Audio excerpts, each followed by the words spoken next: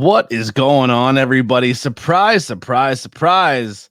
We're here and we're live and we're doing a little bit of we're reacting the Freebird rule. So no BP tonight on Tornado Tag. This is the first time in a long time, Friday, first time ever. I don't really do a lot of Tornado Tag without him. But with the Freebird rules, here is Lilly, and we're doing a little bit of a show review. So we're going back and we're rewatching all of the old Camp Leapfrog over on High Tension Wrestling. We are streaming on the High Tension Wrestling Network as well as the ABJ channel. So links is below if you want to go check out this show. If you've never seen it, you can hang out and watch it and then hear our takes on it and then maybe hear some behind the scenes. And maybe it's enough to go back and inspire you to rewatch the product. Go back and rewatch them all, because I'm going to tell you something right now. This channel, we're going to go back and recap every single one of the Camp Leapfrog things, and maybe even add some little videos that will be sent to us. Some people were kind of in the talking to. They're going to send some little vignettes of like maybe their time at Camp Leapfrog and some experiences they had, and maybe some stuff they were excited about while they were there, or that they hated. Who knows? I don't know what they're going to send, but we're going to play them, and we're going to kind of recap maybe some of the talents, memories, and campers' memories from this time, which was so dear to all of our hearts. Well, to my heart predominantly, but everyone who was involved, I think, generally walked away from a pretty good experience. There's a little bit of a teaser always in the background of the shot over my shoulder here. This kick pad is from a Leapfrog. You do see the icy title over my shoulder, but this is the brand new Tornado Tag Team Championship. So we got the Tornado Tag, the ABJ, and these are modeled after clearly the old WWF tag team titles. You've seen them online. This wasn't painted. I went and got some paints. I was lended some paints by Ruda. I wanted to touch it up a little bit. I think it makes it pop better. I'm happy with it, but I kind of gave it that little more color scheme to it, but very, very pumped about it. That's probably the first time I got to touch it, because Lily is quite obsessed with it. She got it that day and she refused to take it off. Being that it's Freebird rules, and you said I was part of the team, it's your own fault for saying I was a part of the team. Well, being a part of the team today, I'm bringing in a guest to come and talk some Camp Leapfrog with us. He'll probably be around for most of these, unless something crazy happens, but we'll bring him in to hang out. We maybe we'll talk. Well, I'll just kind of let it play out itself. We kind of talked. We mended some fences. Maybe we'll talk a little bit about that towards the end if he wants to. But let's bring in my guest today, the one and only. The reason why we're even here talking about Camp Leapfrog and High Tension is the Kilowatt. What's going on, my guy? What's happening, bud? How you doing? I'm doing good. Welcome back to Tornado Tag. And when I pitched this to you a while ago, you were super on board with it. And I figured, why not have you come in for a couple or whatever ones you want to and come and recap and relive the days of Camp Leapfrog. Yeah, I didn't know that you were going to have me actually go back and rewatch it, which is something I found out that I should do more of. Yeah. I completely had a great time reliving the show, watching it earlier today. Well, can we maybe get rid of right off the bat? Let's without kind of going into detail of it. Is there anything that you go back and rewatch and you're like, ugh, you didn't like, or it doesn't sit the same for you? Not so much with Leapfrog. Really? There are not so much with the early days of High Tension, which I'm sure we'll get into eventually. It was a rocky road transitioning from Leapfrog to High Tension and finding the identity there. So, yeah, there's some things that I kind of regret that I wish I would have booked differently, but I think we found our footing and we're in a good place now. But Leapfrog, I think there's nothing I really regret that is on screen. There may be some behind-the-scenes stuff that I wish would have been maybe a little bit different. Yeah. There's a few small details that I'm like, oh, like I had to go back because I've rewatched Camp Leapfrog quite a few times. The first Camp Leapfrog, I watched it a few times, and they're just gonna go back and rewatching some things. It's like questions I always had, or man, I halfway through I'd have been like, we need to do something about this because oh my goodness. But and there's a lot of things that happen on this too, where it's like, oh, we know you guys learned like we need to improve here, and here, which was good too. Every single time. Yeah, and you'll see the evolution of it grow as the recordings keep going. So initially it was supposed to be High Tension Wrestling, yes. And then you had a show booked, everything's supposed to be good, and then a global pandemic happens. Shut the world down. Yeah. Yeah, it shut everything down. It shut down your show, which worked out pretty well because there was some names that were going to be on that show that didn't age very well. So you didn't have to worry. You know, here's one thing that Camp Leapfrog is squeaky clean with. Every person on camera, no regrets, right? What are you talking about? Unfortunately, like with anything, there are quite a few people in that time that have been chopped down by cancel culture, and probably rightfully so. Justified reasons for most. For the majority of it, there's probably one or two people that I've crossed paths with where I'm like, was it necessary? Where's the line really?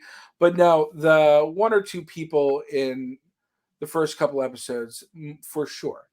Yeah, for sure. And we're going back to the high tension. Joey Ryan and Mark Haggerty were booked on those two, and they were the ones that kind of like would have been huge ones. They were rough. They were rough ones. That's the thing. We were keeping our eye because I was at the end of my time with PPW, and me and Andrew decided to, we're going to start our own company, and we're just keeping our eye on the indie scene and seeing like, all right, what speaks to us? And the theatrical nature of Mark Adam Haggerty spoke to us, and a lot of the people that we were getting ready to book. The initial concept of high tension wrestling was each match was almost like a different style. Like there was Ray Jazz versus Killian McMurphy, which was going to lead into like a Ray Jazz versus Mikowski thing. Devontes was there. We had first off, that poster people. There was 300 people on it. It looked like a 92 Royal Rumble poster. So that was another thing that still is a philosophy of mine today. Today, not everybody gets on the main poster, unfortunately. But back then, my philosophy, and this is something that, like from other companies that I worked at, that I felt wasn't stressed enough, is that everybody matters. Yeah. So at that time, I was like, everybody's getting on the poster. I don't care if it's cluttered or not. Like, I want everybody to feel like they matter. And sometimes that may have gotten me into some trouble, but we'll get there eventually. So pandemic happens. Who makes the call? Who comes up with the concept? How does Camp Leapfrog become born? So I wrote this down. I had a lot of fun going through this today. Me and Andrew, when we were coming up with like our wildest dreams, we decided we're just going to document everything. So there's this document that we have in our shared drive called the Ideation Station. On there is a July 4th cinematic experience. It's just a bunch of people getting together during the pandemic, having a barbecue. There's a wrestling ring, and then everything like, okay, we'll like Trajan in the runway. That would have been a thing. And in this, like, hey, we're beefing over burgers, literally. There would have been a swimming pool battle royal as well. That was something we had initially planned for the event that we had pitched. So moving forward with that, Haggerty got canceled. No, wait, I'm going too fast. So then me and Andrew were pretty confident in that idea, having legs, and we had the place to do it, which was his backyard, which is freaking awesome. Sorry, neighbors. Yeah.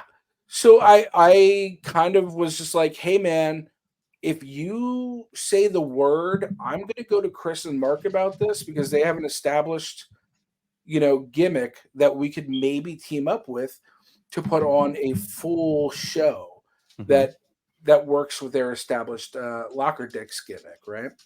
So he was like, yeah, do it. Like, we're all cool with using the property, whatever, let's go.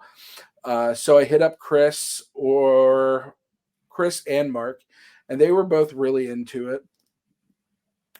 So it was a go. We started planning it, and then Mark unfortunately got canceled, and then we kind of shut down the idea for a second.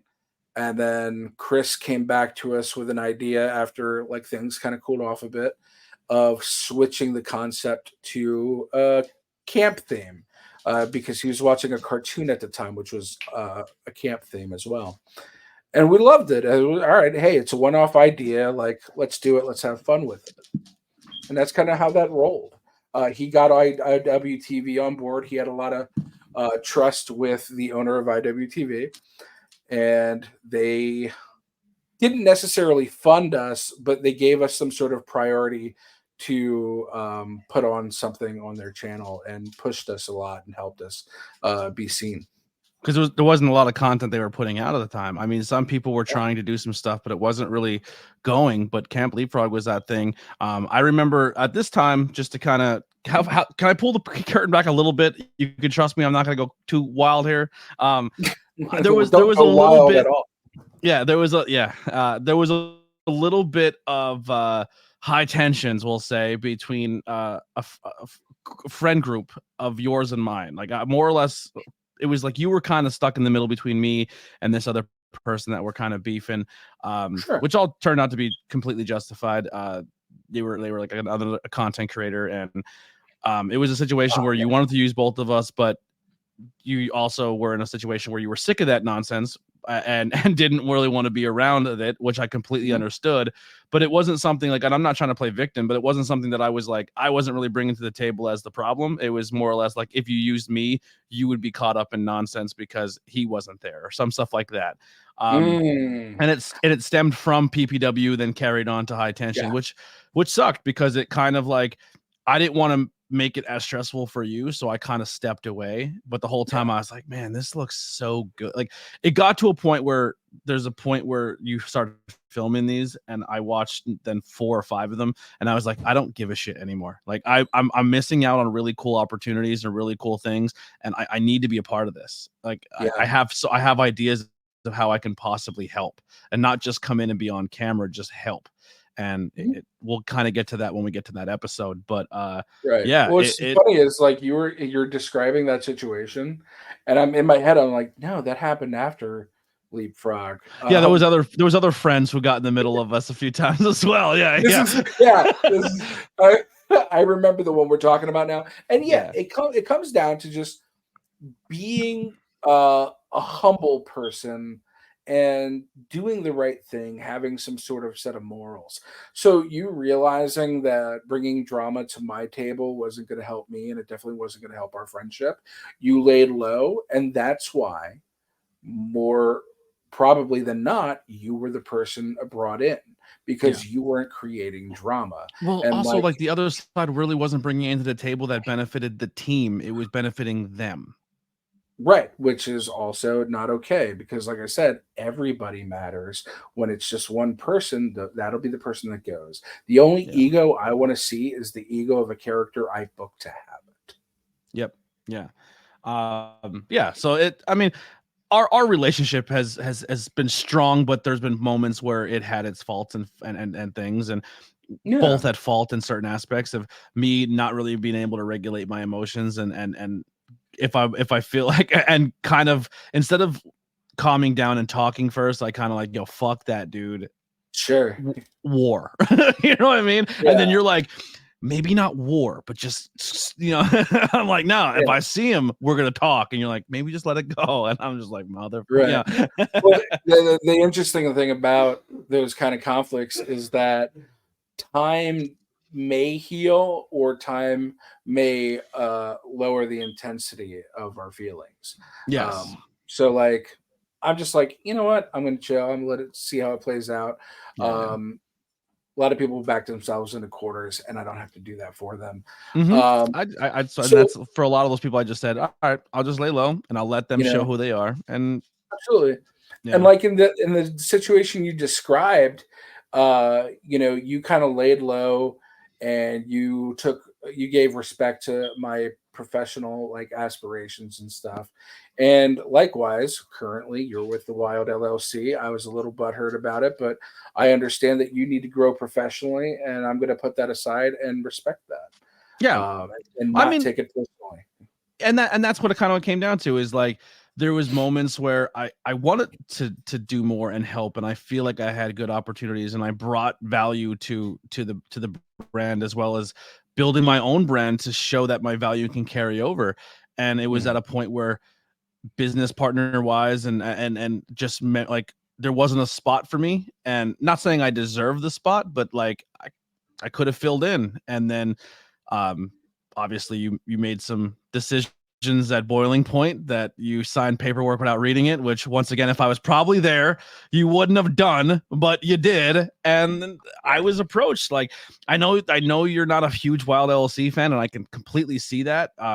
It's kind of weird because now I have a set of friends that you're not seeing eye to eye with, but from a business decision, they see value in me and they brought me in, and I feel like I'm contributing, like we'll get to that in a little bit as well, of how I'm contributing and helping out, It's like we're in this never ending cycle of repeating. Yeah. You make bad choices with people, and I'm not saying I made a bad choice. I'm just saying that sometimes friendships, you have to make business decisions. I've been told what's best for business for a long time, and I felt like this was best for business for me. Sometimes friendships, that's fair. Secondary friendships have to become secondary. Yeah. And I feel like we've kind of reached that conclusion of it. I mean, like I want the best for you, and that's where we're at right now. But right, well, and that's why I moved. Fun. Yeah, all that fun stuff aside, let's get into Camp Leapfrog. So the show starts with Sam Laterna, former and probably can still at any point in time show up anywhere on television, but she worked from Camp Leapfrog, backstage correspondent for IWTV. She's the key, one of the top core backstage correspondents in professional wrestling, interviewer, podcaster, content creator. Sam Laterna worked from this position till current day. Just recently was a backstage correspondent at TNA Wrestling, which is super dope.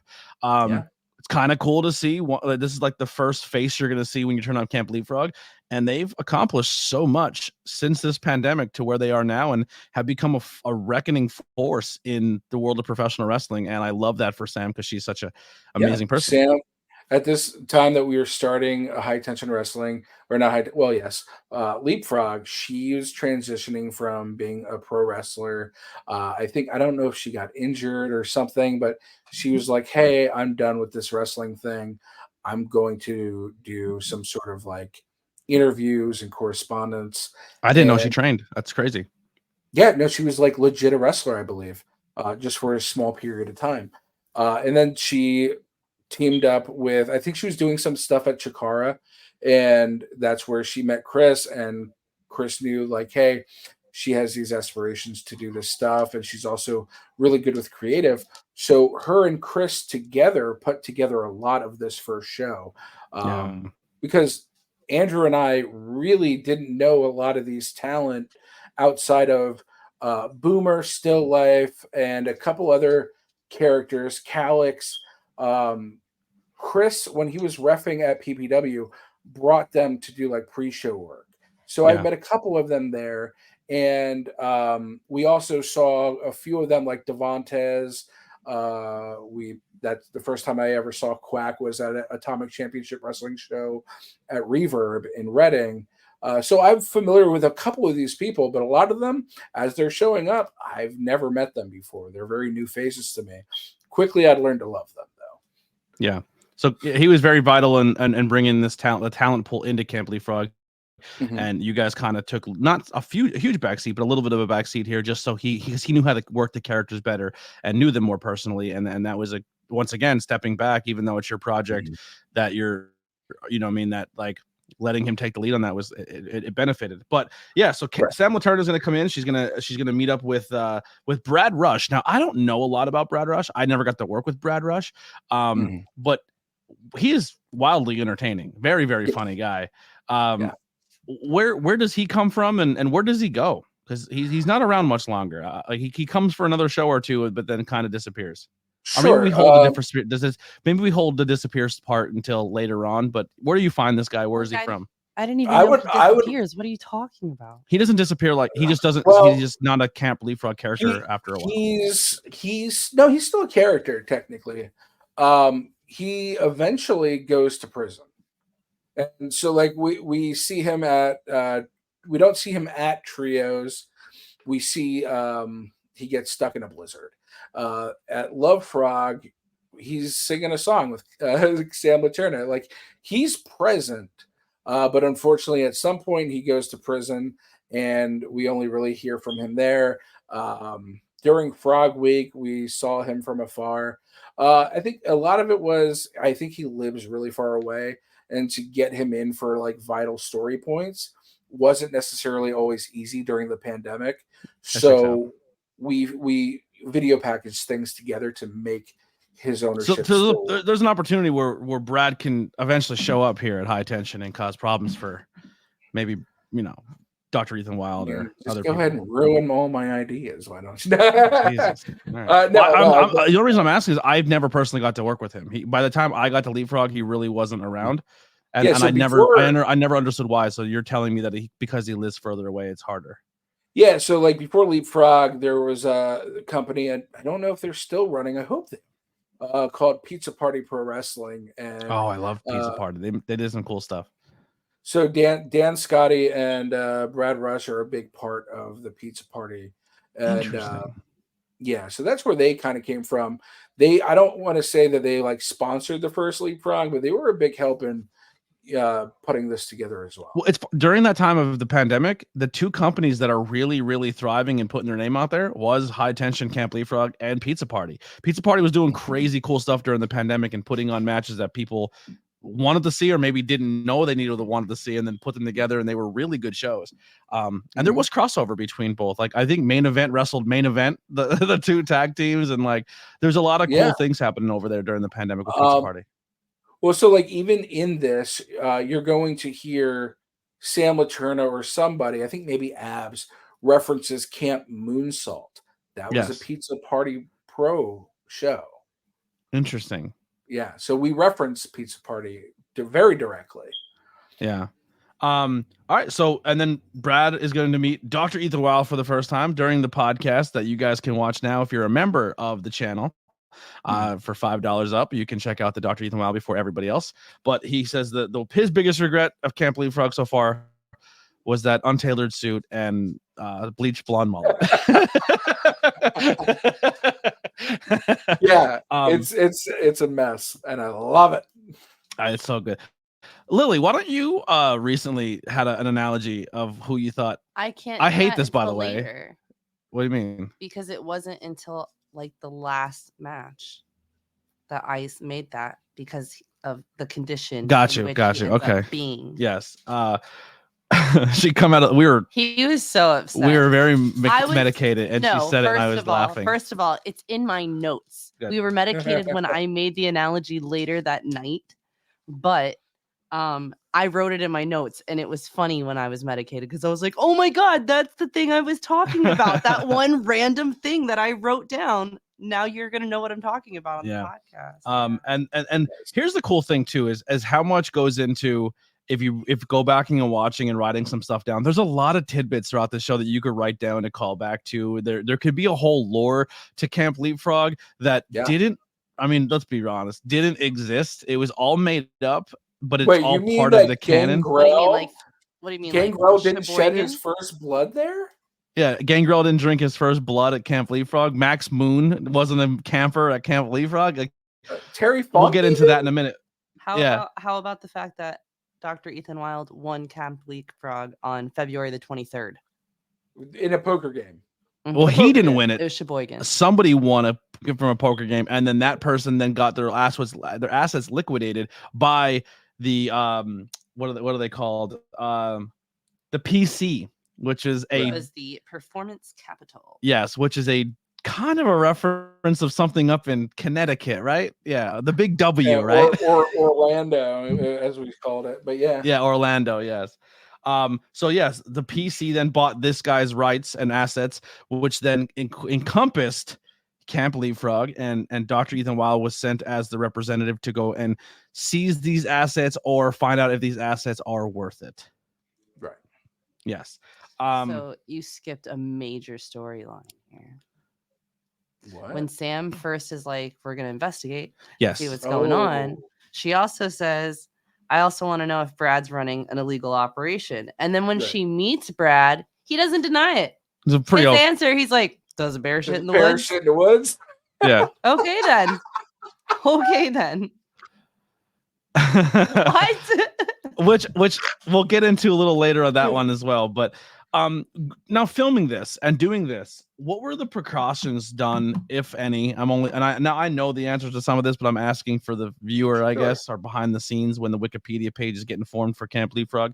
Because I still think that people can go back and watch this and fall in love with it. I think it's a really good piece of wrestling history. And if you want to know what's happening in the future, you should learn the past. Teaser. But when you look at that moment, masks, like COVID testing wasn't easily able to get at that point in time. Like they were hard to come by. Like how was these early preparations? Because that was a huge reason why a lot of people like myself and them weren't as quickly to come on board, because it was so tight knit of like, these people knew months in advance and weeks in advance to get tested, do this. They had to go through all these checks. Because I remember by the time I got there, I had to go through a check with Chris. I had to have my vax booster cards, and then that went through another Adam Guff. Like it was a whole procedure to even show up on property. Yeah, and like how amazing is that like here we are, this like studio taped independent wrestling promotion that like we basically just threw it together, but almost instantly there was a very intricate business side to it. There was almost like a business group chat. There was like a props and theatrical stuff group chat. There was the owners group chat. Was me, Chris, I believe Sam was in that, and Andrew, and it was just we everybody found a position. It was all volunteer based, and it was a production chat that I entered later on. Right. Yeah. So so you understand what the dynamic was like. Everybody kind of had a role, and one of those roles after the first one, I don't remember doing COVID testing or anything like that for this first Leapfrog. It was just like, hey, is everybody okay? Wear a mask. Let's do this. But because we were on IWTV, and then two, the political landscape about masks was crazy. I mean, a lot of the people within our ranks, almost everybody was very pro mask, pro vax, pro being safety. There were, of course, comments on YouTube and whatever platforms we were showing this on that were like, very Republican and very like, hey, like they hated the fact that people were wrestling with masks on. They're like, what's the point at that point? Right. Yeah, you know what I mean? Yeah. Right. So like, we had that, but it was neat to see that we had like Adam Galt, who is a GCW referee, took that side job of making sure once we did the vaccinations and the COVID testing, when they were available to take, because it wasn't, like I said, the first couple shows, they were not easy to come by and you couldn't get tested. Right. Like, the country was still waiting at like drive-through testing spots. Right. I remember somebody almost didn't make the show because they couldn't get to a drive-through test spot to make sure they were okay before they showed up that day. Right. So like it was like you took that test. I think we required it from like the Monday prior to the weekend. Anytime between then and the show, just so like you didn't have time to catch it and bring it. Fun fact, the entire time working at Camp Leapfrog, never once got COVID. As soon as the world opened up and I was able to go to wrestling shows, I got COVID like 13 times. I'm not even joking. So kudos to Camp Leapfrog for their safety. I got COVID after I got the vaccine. There was one situation where somebody brought COVID, I believe, to the Love Frog tapings, but I don't think anybody really caught it. But there were a couple people who may have had it prior, but it didn't really spread. But we were on the verge of like really feeling bad about possibly have hosted a super spreader event, but thankfully we did not. Like Ethan Wild was a big help in being informative about procedures and stuff like that, and really just helping us figure out how to operate safely as well. So yeah, there were procedures in place, not so much for this first episode, except for the mask, because we're on IWTV, so we wanted to make sure that we were putting out at least a perception of doing the right thing. Yeah, some people kept pulling it down and talking, a mask and a beard, they don't work. I mean, not that the masks don't work. The beard and the mask don't work together well. Yeah. So the very first thing we're going to see here, now we're finally getting into the card. Deshaun Pratt, Devontae, and Kaya McKenna are making friendship bracelets, but because it's Kaya McKenna, she's adding a little bit of extra to the bracelets. She's charging them with the moon, and each knot is spirit. They were not friendship bracelets. How dare you? It was celestial transference bracelets. Fair. You say tomato, you say tomato, I say tomato. It was witchy shit. It was witchy shit, which, by the way, Kaya, we still would love to have you on Truth Behind Illusion. I think it'd be really fun to have you on. You've been a go-to get for a while for me to come on and talk to, whether it's pro wrestling or the spooky stuff. I still need that in my life. By the way, Kaya, what a gem, a human. Kind of to give her some roses here.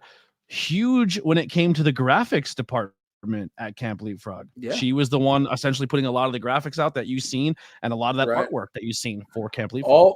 All the shitty graphics you see are me before I got decent. Because I was a lot of this stuff I learned graphics working with PPW, and they were really bad. A lot of it I did right off of my phone. And then here, after the first Leapfrog, I didn't edit the first Leapfrog. Parts of the second Leapfrog I did, and this is when I first started teaching myself how to edit, and now I do it completely. Camp Leapfrog taught me how to edit as well. Like, I didn't know what I was doing, but I wanted to be part of it so bad. They're like, "Do you know how to edit?" I'm like, "Of course." And I'm like texting you, like, "What the fuck do I do?" I'm Googling everything. But here's the thing too, like, Kaya kind of set a bar of like, even when I make graphics for podcasts or when you're making graphics for upcoming shows, like, she kind of laid out the vision of what we thought looked good on graphics, and it's still like her vision and her blueprint is kind of still used throughout the High Tension Network family in general. Even some Smash stuff, like, you can kind of see has that Leapfrog vibe when it comes to the way the graphics were done. Yeah, it's creative. It's catching the eye. It's just, there's a theory and science behind where things go that I didn't know before. Yeah, I was just like, here's the information. Yeah. So then we cut to the ring with a MLW currently MLW commentator. Jonathan Dombrowski is in the ring playing ring announcer, and then we hear this soothing, beautiful voice of Blake Chadwick on the commentary. Who now, what is his NXT name? Blake Hardwood or something? Something like that. But he is currently signed to WWF, like WWE. He is working for NXT. He's on NXT Level Up. He does commentary with Road Dogg Jesse James and whoever else shows up with him on commentary. He does backstage segments.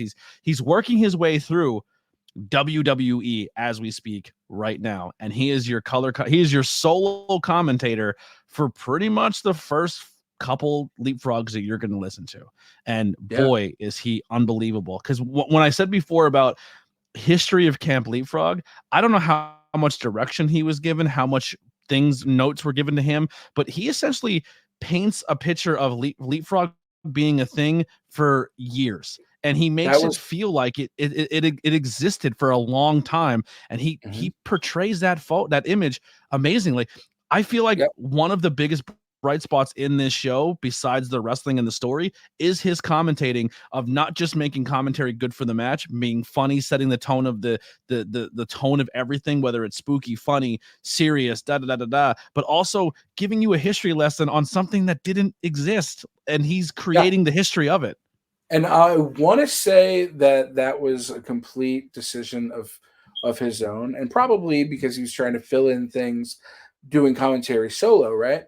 But then that became a point of the story. When we got basically greenlit to keep doing show after show, part of the second story was, hey, camp has been around forever. In fact, this guy 911 died here, and he's trapped in this videotape. But yeah, like, so we ran with that. We're like, camp's been around forever, and we can always just make up shit that happened here.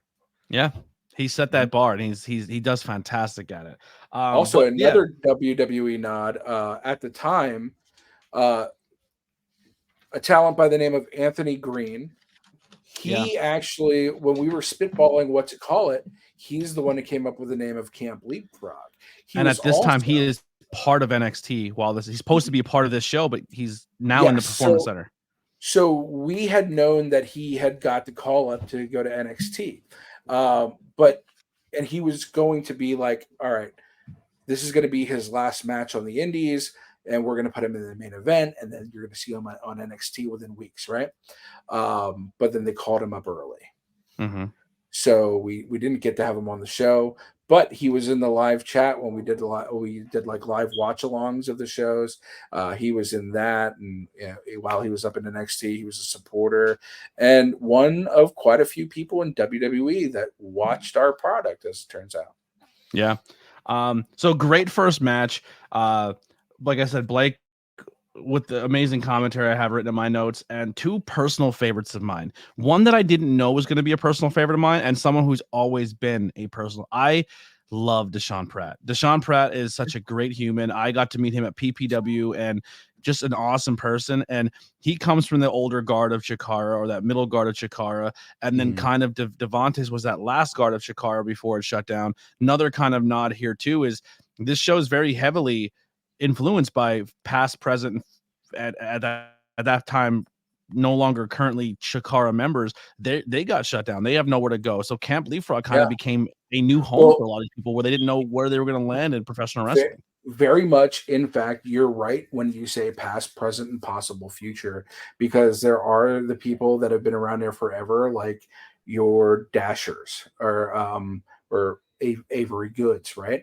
You have your middle ground people that have been there, but like maybe not crazy long, like your Huckabees and your Mikowskis and Still Lifes and Blanks, right?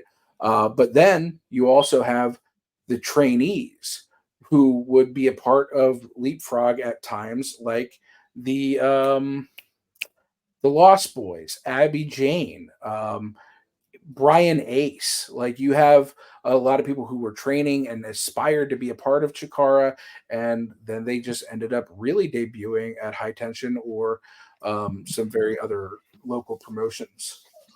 Yeah. Anything you have, Lily, for this first match that stood out for you, or at all that we didn't chime in with you? I'm sorry.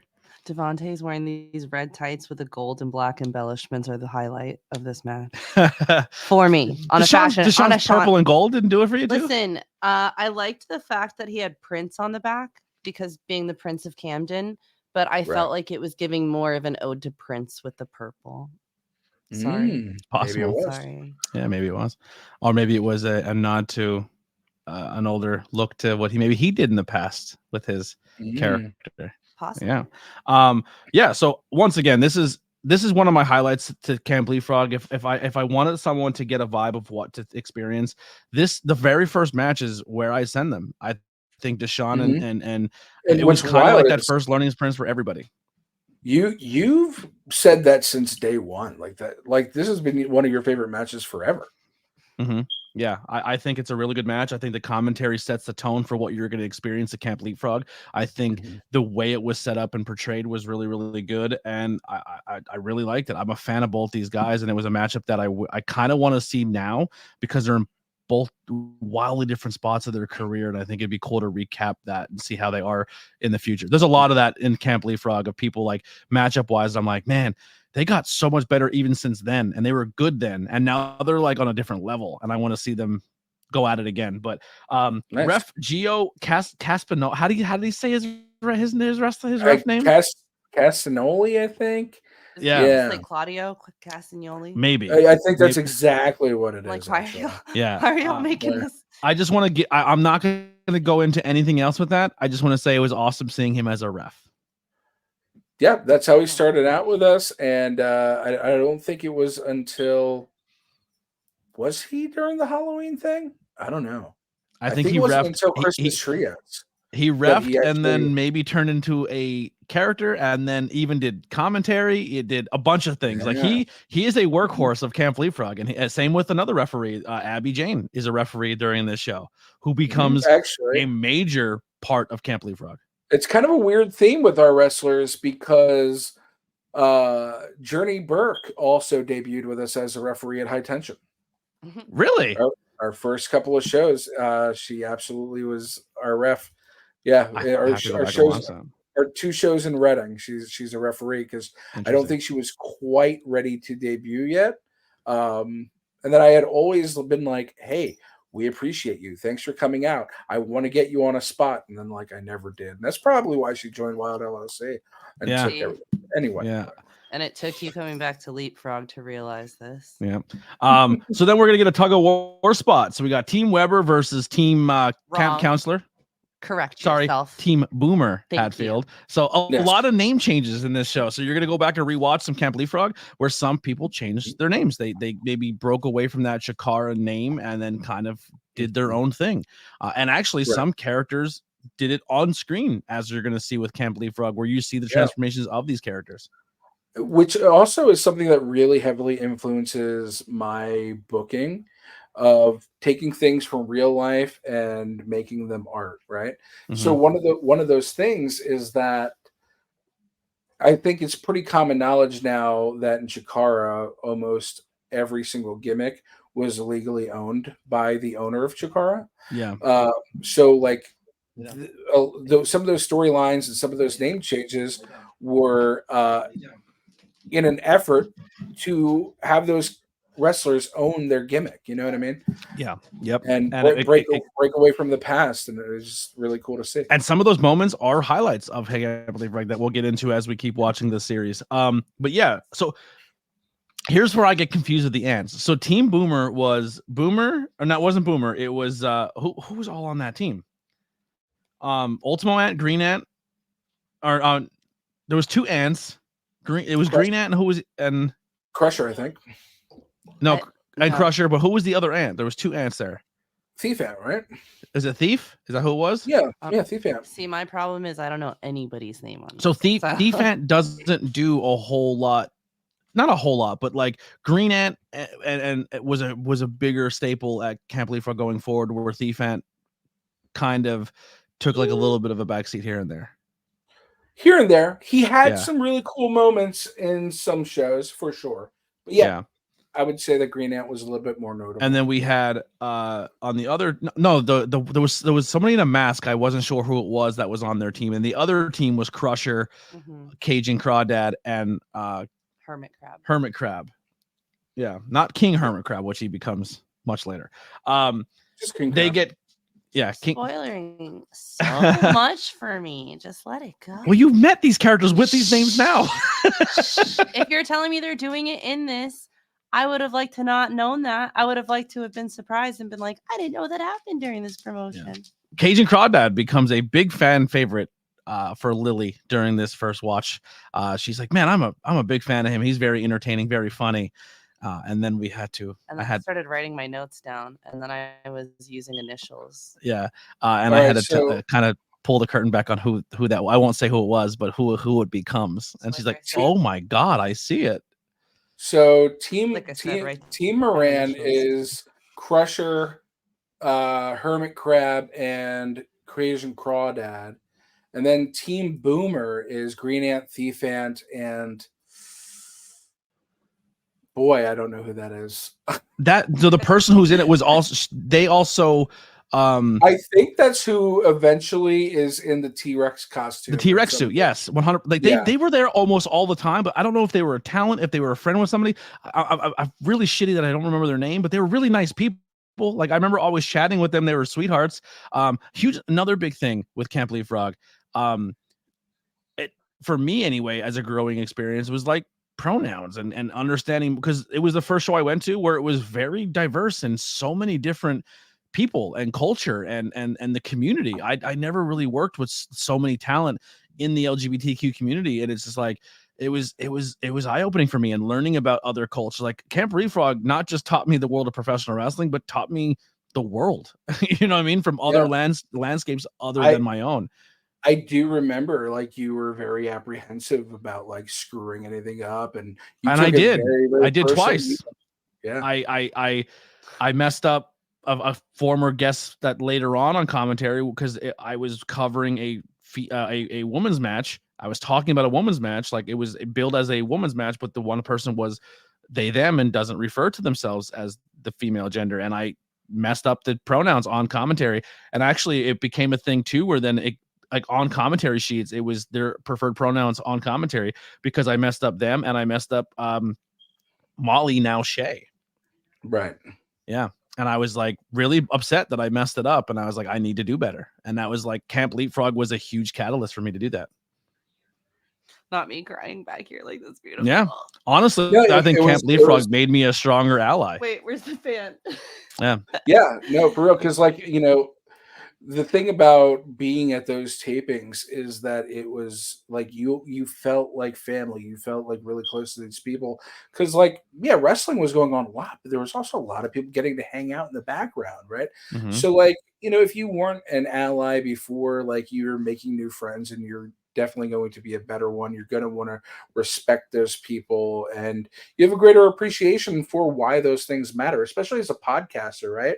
Because you're doing like conversations with everyday people, literally learning about people and the struggles they've been through and why these things actually matter so much. Whether you believe in them or not, they matter. Yep, absolutely. Cajun Crawdad gets distracted by Miss Sam Laterna, which is completely understandable, but not maybe because she's beautiful, but her romper. He really likes the romper, and he goes over to talk to her, puts the rope down. The team loses. King Crab, or Hermit Crab, gets upset and challenges him to a fight. Now, this is where I'm going to have my first. One thing about this match I absolutely hate. I hate the fact that there's a bell on that rope, because that bell drives me bananas the whole match. It's a bull rope. You don't need the bell. Then how would you know it's a bull rope and not just a regular rope? Get rid of the bell. Yeah, just get a rope. Yeah. Listen. Of all the noises for the entire Camp Leapfrog, the bell is not it. Okay, I'm sorry, Kevin. I love you. Kevin was loud during the match. Kevin, I'm like, Kevin, stop. Yeah. Kevin, knock it off. Especially for a 5-round British Open Invitational style, whatever you call that match. It was a lot of Kevin. Yeah, which is understandable from a dog's point of view. You're watching your human. He just wants to be protective. Yeah, he's being protective. Like it was a pup ringside watching their owner wrestle. Like it was probably like confusing for them. And I'm not mad at Kevin, but it was a lot of barking. But look, Kevin's a breakout star. Yes, very much so. Actually, there was credits too. There was 2 dogs that were really, really crucial in my brain for Camp Leapfrog. Kevin being one. I don't think I met Kevin though, but Kevin on screen. And then when a future guest in Frog Sport brought their puppy. Oh yes. Yep. Yeah. We'll get to that when we get to that episode. Akira. Thank you. Yeah. So yeah, great match. Really, really fun. Abby is now going to be your referee, which I put a little heart next to. Really enjoyed the match. You get to see some cool stuff like coast to coast. You see a seashell spot where they're supposed to be thumbtacks with their seashells. The only thing that, oh my goodness, looked like it absolutely sucked was the Canadian Destroyer on the outside. And they don't get a full rotation, and Crab just lands directly on Cajun Crawdad's chest. I think Crawdad forgets that he's the one that's not supposed to be selling, but he landed right on his chest, probably took the wind out of him, and it took him a little bit to like pop up. Like they both laid there like, oh yeah. Ouch. Yeah. It was cringe as hell. Yeah. Well, that's a theme for that guy. His match just scare the ever living out of me. But yeah, so Crawdad wins that one. Really, really fun match. And then we keep having these cuts between Ethan and Brad in between each match. Like, what'd you think of that? And then it's like a little fun bicker between the two of them. now we're going to the food line. So a bunch of people that we kind of talked about before are all in line for burgers and dogs, which shoot was a thing at Camp Leapfrog. The days of those filmings, Andrew's parents were so kind, and it was like catering. Like it was legit like come wrestle, but also here's food, there's drinks. When you're not wrestling, there was some adult beverages. People were it was a get together. It was a camp cookout, but a wrestling show. And so that food line's legit shoot. Like that area where everyone's sitting and eating, that was kind of like the common space when people weren't wrestling. And it becomes such a cool spot for everyone to hang out and get to know each other and chat that there's been times where we had to like, hey, everybody, we need you ringside. Like we need people ringside because people started socializing so much. Like it became it was hard to get people ringside sometimes because people were really enjoying each other, which was awesome to see. It was a lot of fun. Yeah, we provided food, drinks, and there may have been a cooler of beer or two. Also, but that was for more later on in the night when you were done wrestling. The person that we were missing in the tug of war, I believe, was Stephanie Van Adder. That's it, Stephanie. Yes. Steph. Yep. Yes. And she's there, at least from my recognition, from beginning to end of Camp Leapfrog. She's there every show. Yeah. Yep. So we get the runway, which are gonna come in there and they're gonna skip the line, which boy, what a bright spot. I love the runway. I'm such a runway fan. But they come in, they skip the line, they take the cheeseburger meat right out of the patties, and they slap the Kamana Wanalea team of Trajan and Ron Voyage in the face. And the only beef I had with this promo is everyone just talked over everyone. It was hard to hear what they were saying to each other because for me, I hang on everything Trajan says, but everybody's talking at once. It was hard for the cameras to pick it up, and camera-wise, we were still kind of in a position where maybe not the greatest, or we didn't have the audio for it, so we upgraded. But yes, upgraded for sure because there were at least 3 takes of that. Really? Oh yeah. Well, yeah, I can imagine. Like, first take was hilarious, but they were like, okay, well, what if we do this? What if we do that? And then it just got into like, hey, all right, now this is perfect. Let's go. Yeah, and God, I love Trajan. Trajan just recently kind of resurged back onto the scene, which is great because I think he's such an asset to wrestling. We actually tried to book him for the WHW show, but unfortunately he's unavailable. Yeah. So this is a great one. I love how they're 15 White Claws tall. That they did the pantsing spot in the beginning, which was good. The double meat in the mouth spot, the tap out, and and Trajan and Ron Voyage are gonna get the big win here in the first ever tag team match. Also, my favorite chant of all time: "Eat that meat, eat that meat." Yeah. Anything for you on this one, Lily? The only thing that you didn't say was that the one spot on commentary you said about the White Claws, but the one spot on commentary was that they tried replacing all the White Claws with Zima. Yeah, Zima was brought up on commentary, which is good too. Now we get one of, when you think back at Camp Leapfrog and you think of the heart and soul, the lifeblood of Camp Leapfrog, we're gonna get Abs on camera here again. Abs is the longest camper on the roster, and he shows him and Sam sit down and do a little bit of an interview. He says that Camp Moonsault was shut down by Dr. Ethan Wild, and he's afraid that they're going to shut it down here.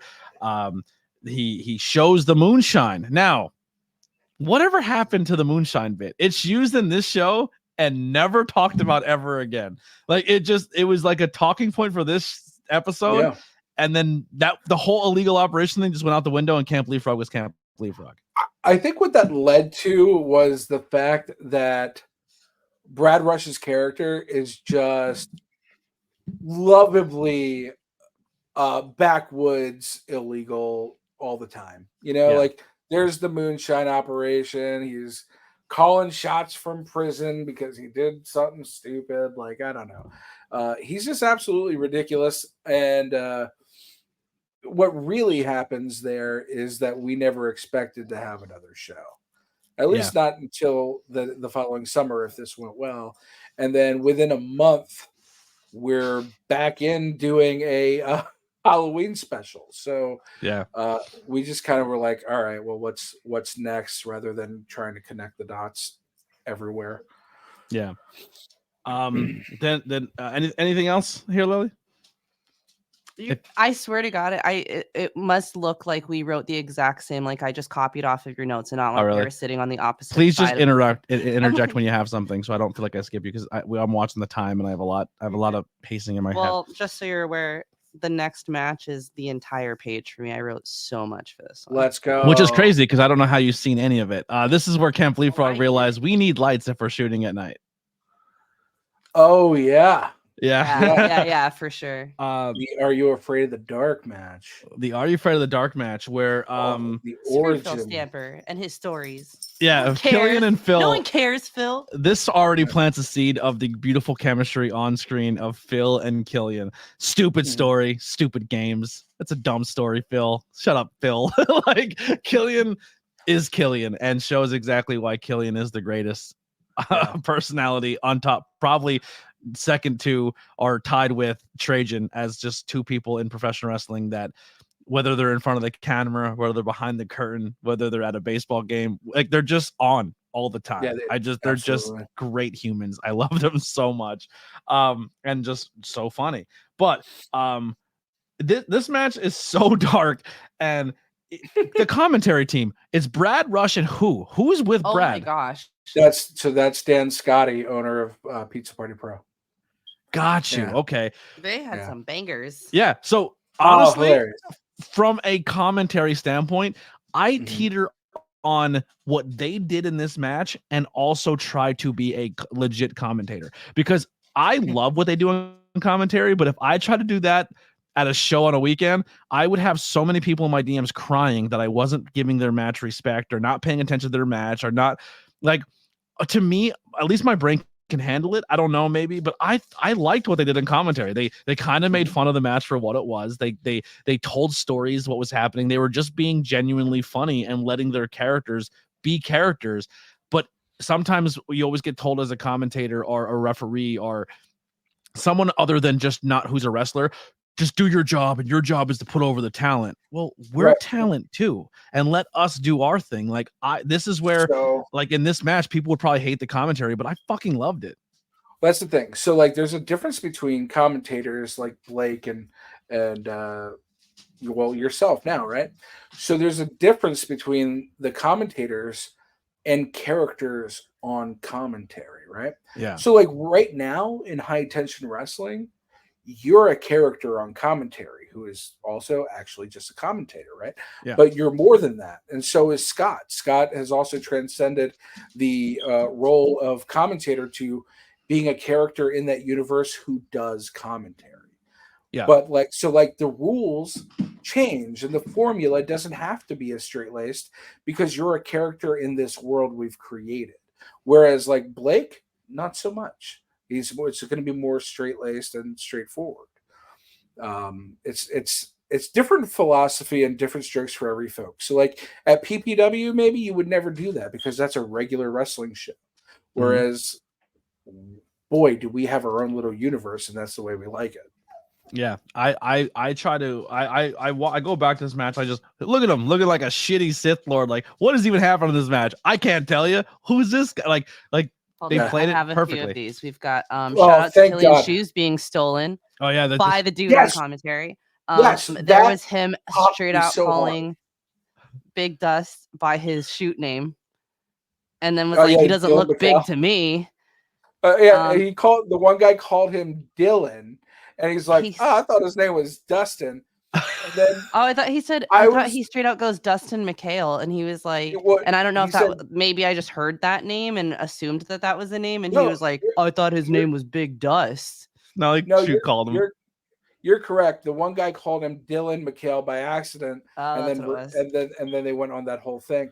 But and then the last one I have written down, the last 6-man match, and 5 were killed by a cougar. Right.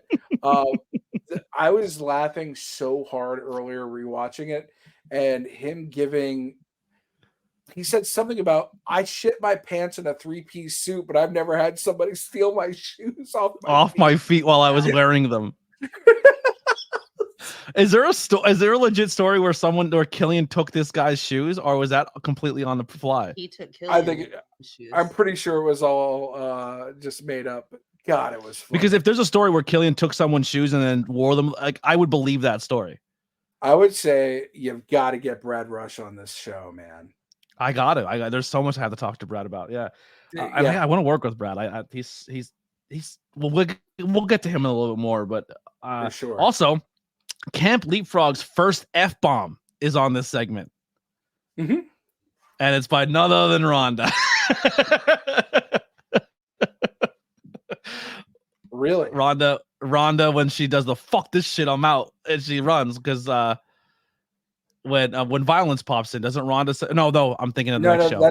That's the next show. Yeah, I was like, hold on, next show. There's two campfire bits. Yeah, 2 campfire bits. Yep, you're right.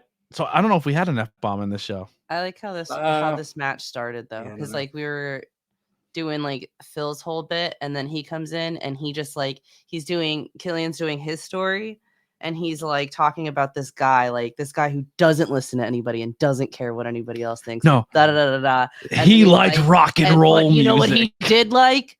Rock and roll music, and he was the one and only, and then you're like, what? I love how the only thing Killian doesn't describe violence is he's a rebel. He doesn't listen to anybody, and he loves rock and roll music. And I'm talking about none other than like, no, don't say it. Like no description of violence at all. No, none at all.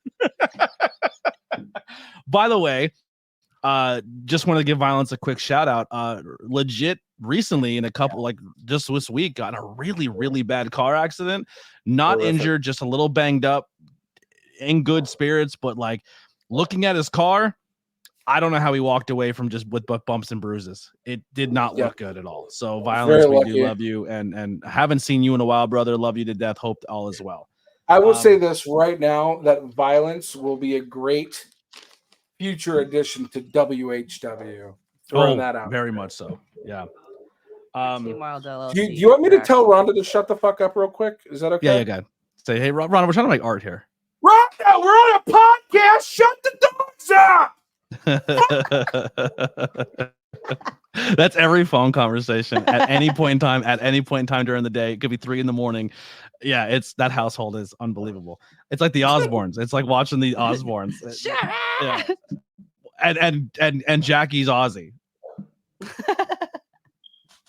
Jesus. All right, so now our next segment is the basketball game, and I love everyone involved in this, but they all suck at basketball. Well, it became a wrestling match. Yeah. Excuse you. Yeah. Molly McCoy is good at basketball and wrestling. Well, she missed a wide open, uncontested layup 3 feet from the hoop. Yeah, all of them amazing wrestlers. Basketball, not their sport. Yeah. So this one's going to have Travis and Matt and Molly, now Shay, are going to be. What was this? They're normally Salt of the Earth, but they changed it to. It was Salt the Ice. Salt the Ice. Yeah. Salt of the Ice. Yeah. And they're going to be taking on Oreo Speedwagon and Vita Von Star, which Vita Von Star also, I believe, had some appearances at ROH. I think Impact. Like they've been around a long time. They're very, very talented. I think she's a active ROH. She's been in ROH since like forever. Yeah. But yeah, so then Oreo Speedwagon, notably Xavier Faraday, is now Arthur Namada. Yes, Arthur Namada. And this is and one of the things I like about this too, this sets the first trios match of Camp Leapfrog is done right here, right now. And it sets the tone of that Camp Leapfrog is a lucha tag style company where you're going to, or as long as one person is out and under the bottom rope, the next person can come in and they're completely legal, which I love in tag team. Like I love the hot tag. You can still do the hot tag if you want, or you can just roll out the bottom rope and keep the action going and keep them flowing. It's very fast paced and like, it's almost like a theme within the HTW network in a sense, because we carried that over as high tension wrestling's go-to for tag teams, at the very least trios. Everything works lucha rules. It is just built in.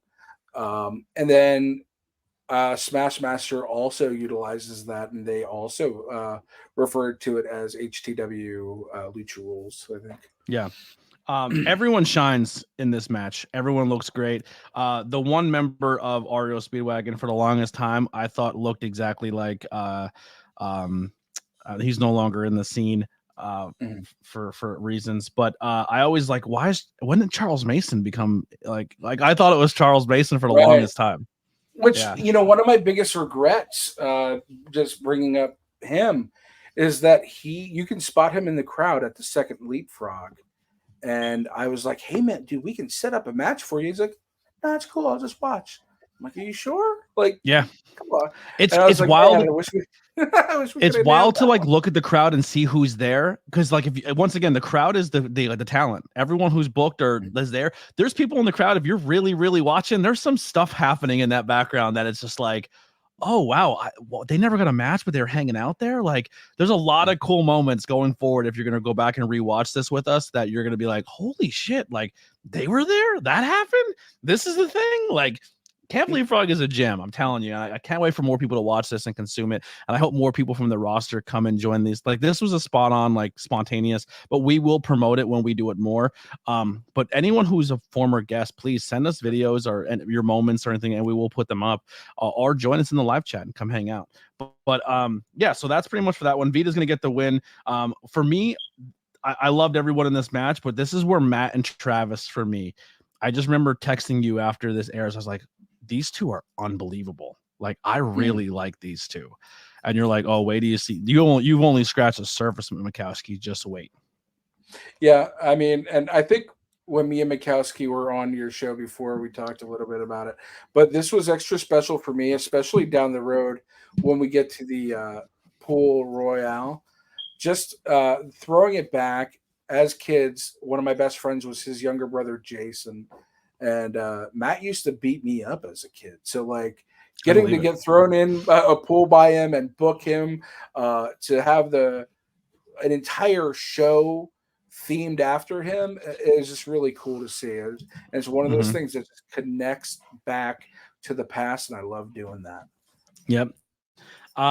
Then we have Abs getting his badges taken away by Dr. Ethan Wilde, which is like a heartbreaking scene. Just like, it just shows you how just genuinely sweet Abs is. It was the reasonings, though. The what? Well, the reasonings. Yeah. If Dr. Ethan Wilde does anything, he's really adamant on protocol, you know? And that's not necessarily a bad thing all the time, but in this instance, it was like, was there really what was it? What was the bird one? The Bird Housing Association, or did the entry hole was too, bird houses or something like that? Like, yep. So good. Another fun fact about this scene is when he shows up, Abs' mask is down. He's like, mask up, please. he's like, put your mask on. Dr. Ethan Wilde knows how to just throw those verbiage at you, like words that just sting, and you're like, oh. You can't even respond to it. You're just like, no, he's like, I'm sorry. He takes your breath away. Like, you're like, oh, yeah, he's very good at that. Also told me on the podcast, he studies when he's a kid. He literally used to study the encyclopedia. Like, he just likes reading and learning. Like, I believe it. Yeah, top notch guy, salt of the earth guy. So I hear you. I hear you. I'm trying not to respond to you, but I hear you. Yeah. That's fair. That's fair. All right, now we're up for our food fight.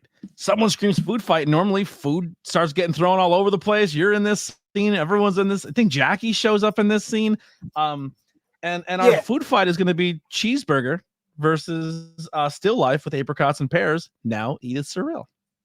So they both have food in their name. So what is the actual style of this matchup? I always forget it. Oh man, Lord Admiral Montalban rules or something. But now you see this on NXT. It's the what is it called? They have a whole division for it. Like, you win a trophy and everything. You carry a trophy around, like the British Open rules. Yeah, it is basically, it's like British rounds rules or something like that. Yeah. Which I appreciate the style, but it's not my favorite. The only thing I would say, like, from a pacing standpoint of this show, which I love, but also I think going back and seeing this show so many times, a lot of matches get a lot of time. Like, this whole show's runtime's like 2 hours. Yes. And everyone gets there's no like quick 15, like there's no quick 8-6 minute match. Everyone's given all the time they want to put together whatever art they want, which was good because at this point in time, once again, they're not taking weekly bookings. So them getting to do 15-20 minute matches was good for them to stay good and active and relevant and try new things out that they wouldn't been able to try out. So a lot of these matches were all given a lot of time. This one's no difference. It's long. Yeah. I don't want to break down every single part of this match because, like I said, it goes 4 rounds, but it's fun. It shows a lot lighthearted side with Cheeseburger doing the big run up and then getting clotheslined, but like, you know, Kevin's barking like crazy. So the one thing that I have written down as far as Kevin goes, and my last thing about Kevin, I swear I'm not just harping on this poor dog. I love Kevin. By the way, somebody in the crowd is like, "Is it Kevin versus Cheeseburger?" And this is before the announcement or before the match has even started. This is literally before the ring announcements have even started. He's just going nonstop. Yep. But it's a fantastic match, and Dr. Ethan Wilde and Brad Rush at the end summed this up and said, this is probably our 2 brightest stars here at camp, because when it came to what the future holds for Edith at the time, now Edith at the time still life, like bright spot. Like when you thought of the work rate matches, or you thought of the matches that like at the end of the show, you're like, holy fuck, Edith is going to be that name when they go in and perform. That is going to steal the show from here on out, probably every time. And Cheeseburger is exactly just Cheeseburger, like super talented. It's been around forever. And this match is really fun to watch. And it still takes itself serious, but also it's still very Camp Leapfrog. And they adapted to that tone, which was good. Now we get into, which is going to set another tone here at Camp Leapfrog, where Maestro is going to shine as a composer. The lyrics to this song, the setup to this. If you don't stop right now, I'm going to bury you. You know what I mean? Like all the wrestling connotations and everything that was in this song was beautifully done. So this was, and I think in the credits, I think we play both versions. There's 2 versions of the song. One that is the legit version, and the version that the campers have adjusted the lyrics to be funny. Right. So that version is actually the first draft that Maestro came up with. And we were just like, this is a little tongue-in-cheek and a little, on borderline inappropriate. So we're like, all right, we came up with like a cleaner, more camp version. And then your Salute Your Shorts Makes Me Want to Fart version. Yes. So, and this is where like it really sets the tone of that Salute Your Shorts style wrestling camp. Like when a lot of people were describing this, like, oh, this is like Salute Your Shorts and pro wrestling. And it is huge because of this scene and this song. Yeah. And all Maestro, the dude is absolutely brilliant to everything he's ever contributed to Camp Leapfrog. It's insane. We're only just scratching the surface on the music of Camp Leapfrog right here, right now. Like there's some bangers that come out of Camp Leapfrog. Yeah. And then this will lead into Dr. Ethan Wilde coming in, letting everybody know that the camp is officially now shut down for all these violations, which 97, which is he's probably being generous. I'm going to be honest that there was by the time I got there later on, I could have probably added a couple 200 more, but it's camp. We're having fun. You know what I mean? But he gets picked up by the entire roster and thrown into the pool, which then sparks the swimming pool battle royal. Which is a fun bit. Trajan in underwear, drinking a beer. Special effects are used with Kai. Well, not special effects. Magic shit is being used. Yeah, check yourself. Yeah. A lot of cool moments, a lot of cool stuff. Fun fact here. I want to kind of throw it to you. What is it like being thrown into a swimming pool wearing a COVID mask? It's the absolute worst freaking thing in the world. And like, I wouldn't have known this until I did it myself. I literally waterboarded myself. Yeah. So like, I jumped in and I was like, oh, this is fine. And then whoop, everything like came through and the mask is like sucked into my mouth and I felt like I was drowning. And like when I pop up, I'm like, I swum to this shallow end, and I went up to next somebody. I'm like, I think I'm dying. Yeah, you actually. People have died in that pool. It's crazy. We'll get into that. We'll get into that later, which was going to lead to the main event. Now, what mean? Sorry. And the winner of the swimming pool battle royal is Rhonda. Rhonda wins the inaugural and unfortunately only swimming pool battle royal. I thought we would have had more. Maybe we got to bring that back one day somehow. That should be like a yearly cinematic pay-per-view shot. But we have to get out of there at nighttime because the neighbors, after many camp leapfrogs, the neighbors do not like nighttime shenanigans at camp. They didn't like it at all ever, because the way the property is set up is we're on the top of a hill, and then it's just wide open spaces.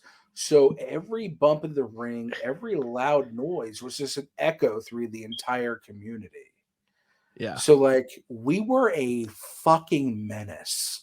Yes. And then you have people like later on who joined camp, CC Boost, who were like, all right, here's the rules. Don't curse, don't scream. We gotta play it cool. And there's literally ready, a child's action. Birthday party. Yeah. Hey, there's a child's birthday party next door. They asked us not to swear. Motherfucker. Thanks. Bruce. Yep. CC. Yeah. Yeah. So this is where I would also like to insert that now that this is not Dr. Ethan Wild, this is Ethan Platinum Wild. Yeah. He's now been thrown into the pool. Okay. When he comes out, this is where my little callback is. Dr. Ethan Wild, this is not me saying this, just for the record. All I said was the comparison was made to a Chinese crest, which is a type of dog. If you don't know the type of dog, go look at Dog Pool. From That's what I'm talking Deadpool, about, with the white hair. You like that? Isn't that cute? He just knows. Yeah, I like it. He's I think somebody, I don't know who's watching this, but you should commission an art of exactly that. With the tongue hanging out. Yeah, and I'll make it not with the tongue hanging out. I was not saying like that. So actually, what was in my mind was the hair part. No, what was in my mind was 101 Dalmatians, the first live action that came out in the like early 90s. Cruella de Vil has a little version of it, like a miniature version of it, and all they have is the hair sticking up, but it's just a little poof of white. And it was just, I don't know, for some reason with the mullet thing he had going on with that platinum, I was like, I'm sorry, my dude, you're looking a little Chinese crest here. So, did it rain before this happened? Because the ring is soaked. That's because of these two guys were wet. No, it was wet before they even got in the ring. Well, no, it's because there's something about maybe there was a bit of a drizzle. I don't remember. Because before they even get the ring is soaked. Yeah. No, I don't know. Maybe we had to do a take. I think that's what it was. I think we did one or two takes, and that's why it was already pre-wet, because he was already in there cutting a promo. We're like, hey, let's try that again. But so like behind the scenes, their Green Ant is the one devising the order of the Rumble, who's going to go over, who's eliminating who, right? And then we're like, okay, well, who are we going to win? Like, this is a committee. Nobody's trying to put anybody over anybody else. Like, objectively, who do we want to win? And then Green Ant's like, everybody's like, oh, we'll let Green Ant win. And he's like, no, don't put me over. How about Rhonda? How about we have Rhonda win, or Jackie, right? So initially, Jackie would have been amazing. So we tried to get it to happen, and we just couldn't get her to focus enough to do it. So then Rhonda ended up being the one, thanks to Green Ant. It was a good moment. Also, if you're watching that, Rhonda legit clacked Green Ant's insects. Insects. So he was in quite some pain when he popped into the pool. Yeah. So this match here. Also, I'm sorry, Travis Huckabee broke his hands on abs. Yeah. We learned you don't punch abs in the belly. Yeah, that's the first call to that we see on camera. Good catch. Mm-hmm. Now before this match starts, shenanigans is and probably one of the best Camp Leapfrog moments that of all time. Joe Dombrowski goes to get out of the ring to run away and shoot eats shit. Absolutely. So hard. So hard. I definitely made a like one of those real memes to that, and I might just recirculate it with this episode. Yeah. Oh my god. You just see the one. Did he get hurt or did he pop up? Was he good? He pops right up. Yeah. So like the thing I did is like he starts stumbling and I pause it and it's like it was at this moment he knew he had fucked up. Yeah. Fun fact, it's fun to watch who's the camera operators of this show too. So Pancakes is a camera operator. Yes. And there's a few other times where a lot of other people are doing cameras. I'm just trying to give more shout outs there, but it's funny how people then lost the cameras and then got in the ring, and then other people stepped in and took over some opportunities and got roles to do stuff, which was really cool. Yeah, so this match is unbelievable. Brad bumps like a psycho. He's really good. Like he sells like you wouldn't believe. Ethan Wild's wrestling, Dr. Ethan Wild's wrestling. Let's see, I've made a mistake. Dr. Ethan Wild's wrestling, it completely soaked and just putting on a performance like that probably isn't easy. And they both they put a great main event on. It's definitely not easy to wrestle wet on a vinyl canvas like that. Yeah, which was like by the time I think it was the third Leapfrog, we got a new canvas because people were complaining about the slipperiness and the condensation. Like it was constantly like wet and slick because outside the dew would condensate. So like the ring would always be wet. Yeah. So yeah, great match. A little bit of shenanigans here at the end where people are trying to come in and take the ref shirt and help Ethan Wild out. But to make the save here, Boomer Hatfield jumps in, takes down Ethan, and helps save Camp. How about it? Yeah. What a guy. Yeah, Boomer Hatfield making big real fast too. When the day we were at, I believe it was at Abby's birthday. Abby's birthday, we're doing promo shots before the show starts, and I look over and Boomer, that now Weber at the time, is taking promo shots with no mask on. And I just look and go, yes. I go, what the fuck is happening? And you're like, what? And I go, he just took 4 photos with no mask on. And I go over and he goes, something's coming. And I go, like it's happening. Yeah. Really, really cool stuff.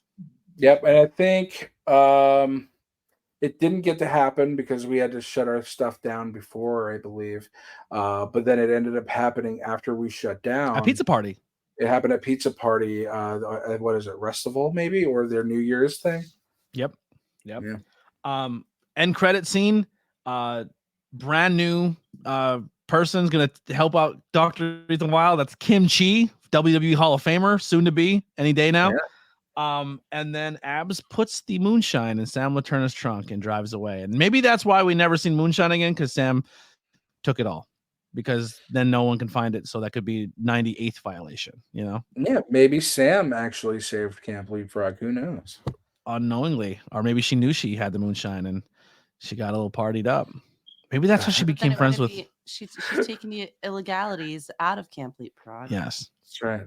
So, what a great show. Anything else behind the scenes that you kind of went back and recalled that you're like, oh boy, that's fun, or maybe did you know that maybe people didn't know? I took some notes. One of the things that I thought in general was cool, just about Leapfrog in general, was that like everybody gets a chance to play, right? Like it felt like a real camp. Like it was, you wanted to participate, you got the ability to participate. And that was like no more evident than on commentary, when like sometimes Cheeseburger was on commentary, sometimes Saber Dorado, Phil Stamper, yourself, and like it was Blake and Dombrowski. Like anybody who wanted to give it a shot got a chance to play. The Goons did it at one point, so like lots of fun. BP makes his commentary debut at Camp Leapfrog. Absolutely. I believe Ultramantis Black and Avery Good at some point. I got to do commentary at Ultramantis Black, which was pretty awesome. Yeah. Looking back to see some of the people that are still with us, that were there from day one, like Crab, like Crab, quite a few other people. There's a lot of people who are still with us, but don't use the same name, or maybe they shed some masks that we'll get into in future episodes and talk about it. Or maybe we get the permission to say things without them we'll get permission from the talent to maybe say more. I don't know. We'll see how it goes. But but let's also do a little bit of a plug here.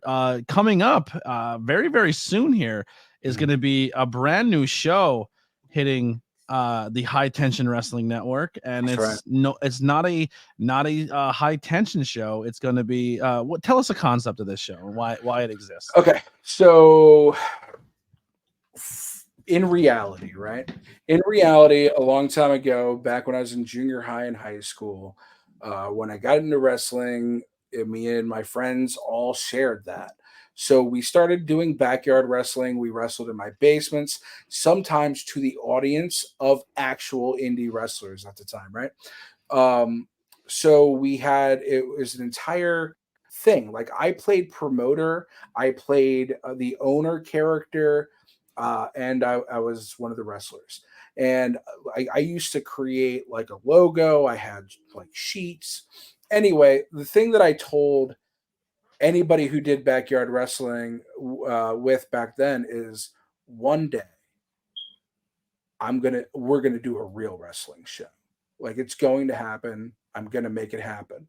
And if Ethan Wild had not taken High Tension Wrestling from me and relieved me of all the responsibilities and assets that I had, I would have never had the ability to do this. So, like, I'm not necessarily grateful, but by taking the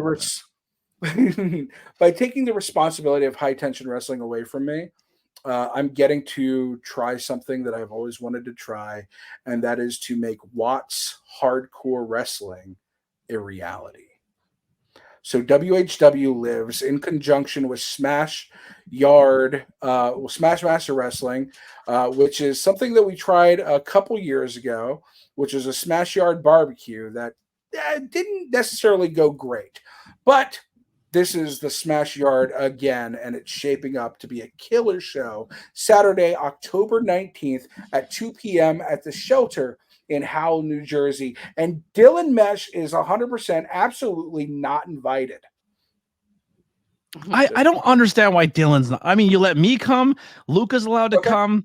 I'm going to tell you why. Because, my feelings don't get hurt easily, but like, I've booked Dylan forever. Like, and to be called Witless Watt online, like, that hurt.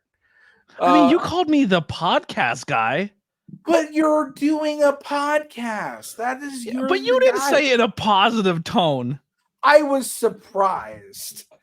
Surprised. But yeah, this show is going to be really cool, and I appreciate you promoting that. I appreciate that you're going to be a part of it. Well, I'm not done here. We got another flyer here.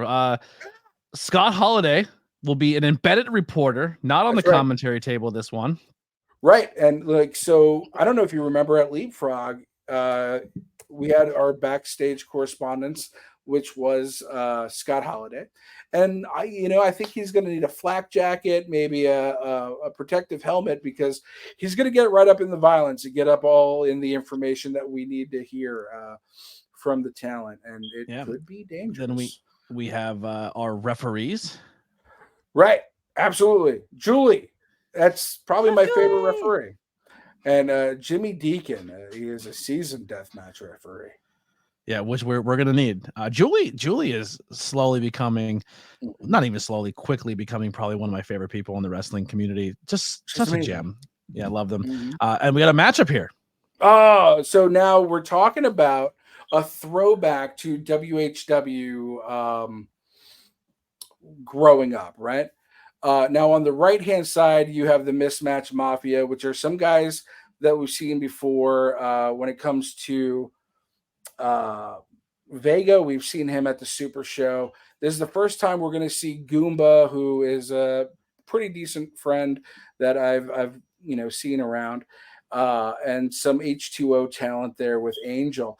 But now, if you look at the left-hand side, these are some characters, some juggalos and some psychopaths that we threw together as what is shaping up to be a killer hardcore team, but inspired by one of our WHW wrestlers who unfortunately passed away a few years ago. And look at Twitch with the full face paint, looking great. Absolutely. He's a All right, and Twitch. Here's the match that scares the ever living out of me. CC Boost is on the loose, and he's got his Death Wish death match with JJ Escobar. And I don't know if you've seen any of his work recently, but deathmatch wrestling scares the shit out of me. I've never commentated deathmatch wrestling. I usually can't stand when they put commentary 18 miles away from the ring and I have to like squint my eyes to see in the sun and all this. But I'm actually very grateful if they put me as far away as possible, especially with CC Boost and Philly Mike on the card, and not all matches announced, but I'm sure it's going to get. We have one more match to announce, and that is who is Philly Mike's opponent. And well, there's actually another match because I didn't get a graphic for a few matches that you didn't talk about yet. Okay. There is there is a graphic. I just didn't see it on the list.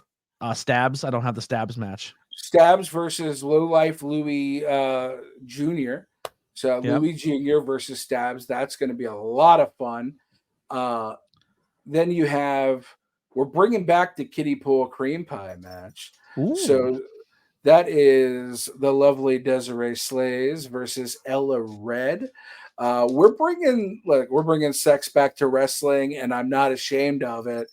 And then Stan Styles commentary on that match. If actually we can move commentary closer, that'd be great. We're just gonna put you in the ring for the whole thing. Yeah, I'll be like the N1 mixtapes where the guys on the court. I'm talking for like CC Boost match. Oh no! Just the cream pie match. I want to be up close and personal for the cream pie death match. Okay. All right. Well, we'll see. I'm sorry. Was it called a cream pie match? Yes. It is the kiddie pool cream pie. Oh, I heard kiddie pool and cream, but I didn't hear the cream. Yeah, it's gonna be great. It's gonna be very classy. Yeah. Hell yeah. And then your other one. Come on. Don't get distracted here by the cream pie. Sorry. Continue. There's wrestling. Sorry, I forgot. Mike Anarchy versus Uncle Masty, or the Mastodon. That's going to be a bloody potato mess. Mashed potatoes. It's going to be a lot of fun. Yep. And then myself and Toddy will be on the call. Look at all those sponsorships under your boy there, right there. Raz from Australia, content creator. You all know and love him from my channel. My buddy James, who lives in the UK, who does a podcast on addiction, does great work. And then this broad back here, Lily. Look at her back here. The Witchcraft sponsoring me. I love that. And then as you see these amazing title belts, right? You get to see the title belts. You have that one there. You got that one over there. You got the AEW back there. Joel Ruda. I shot him a message and I said, hey, man, would you like to sponsor the show or sponsor anything here or sponsor me? I'm trying to get 5 sponsors. That's my goal. If you're listening to this and you want to sponsor this event, you still can. And you can dump all your sponsors on me because I'm showing that value. You know what I mean? This is why it's why I'm being scooped up everywhere, But Joel Ruda Entertainment Championship Material will be sponsoring the whole damn show, which is very, very exciting. And maybe we get a little touch of Ruda in the future of High Tension. Who knows? Somebody's going to have to present that new HTW Network belt when we get it. Yeah. So we'll definitely maybe see Ruda down the road. Hopefully. Many thanks to him for sponsoring. What a cool dude. Yeah, and there's the available the sponsors so far, but it's not over. If you guys want to sponsor, you still have time to do so. You get what do sponsors get when they sponsor the show? At the very least, you're getting a shout out, on-screen logos, shout out by commentary, shout out by the ring announcer, which is me, and you're also going to get multiple online shout outs If you're the show sponsor, every single post is going to have your name in it. Talent, we're going to shout you out every time we're talking about that talent. What's that? I was saying, as a sponsor, you're not just getting the shout out, you're also getting the tag. So you're being tagged in it as well. So everybody else. So for instance, if you pull that other one up, sir, excuse me. Ruda got tagged in it. All of the sponsors got tagged, and a description of what we all do as well. Have you seen an influx of anything on your page since I got like 17 new followers. There you go. So get some eyes on your business, on your product. Everybody being tagged at the same time too. You're getting everybody's friends, everybody who's being tagged. You're getting all of those eyes seen at you at the same time. Right. And so we're also going to periodically just make, whether you're a talent sponsor, full show sponsor, we're also going to periodically make posts that are just in appreciation of our sponsors, because without you guys, the show would be a lot harder for us to put on. We appreciate you.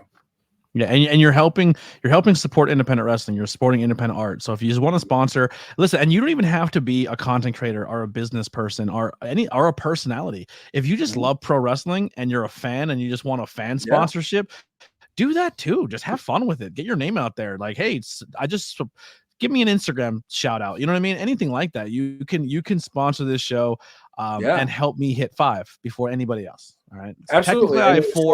I have 4 technically, even though 1 went to the full show, but I'm still taking credit. You know what I mean? I threw your name out there for it. Yes, yeah, absolutely did. You're damn right you did.